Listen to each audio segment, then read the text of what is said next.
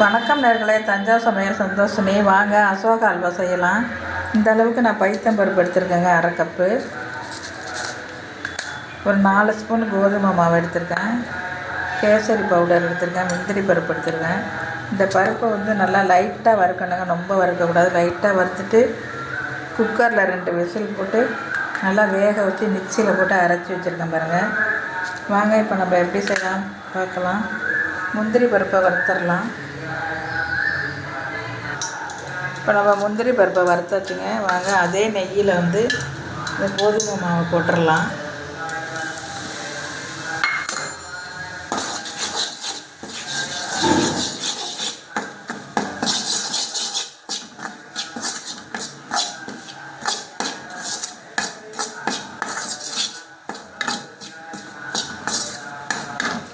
இப்போ நம்ம பைத்தம்பருப்பு அரைச்சதை போட்டுடலாங்க.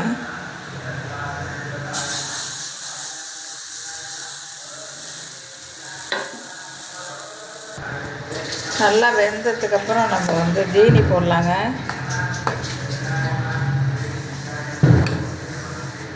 இதால் 1 கப்பு ஜீனி போட்டுக்கலாம். அரை கப்பு தான் பைத்தம்பருப்பு போட்டேன்.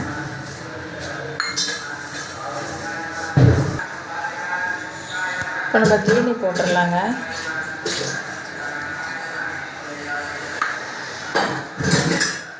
கலர் ஊற்றிடலாம்.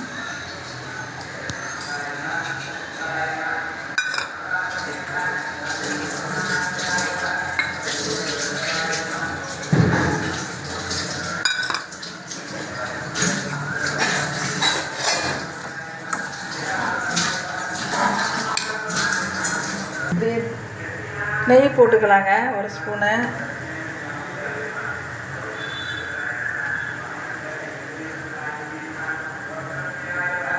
ஏற்கனவே நம்ம நிறைய ஊற்றிருக்கோம், நீ பார்த்துட்டு ஊற்றிக்க.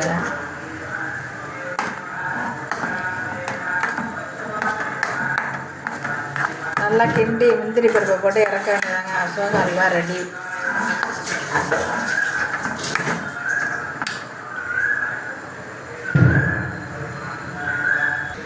இப்போ ரெடி ஆகிடுச்சுங்க. முந்திரி பருப்பை போட்டுடலாம்.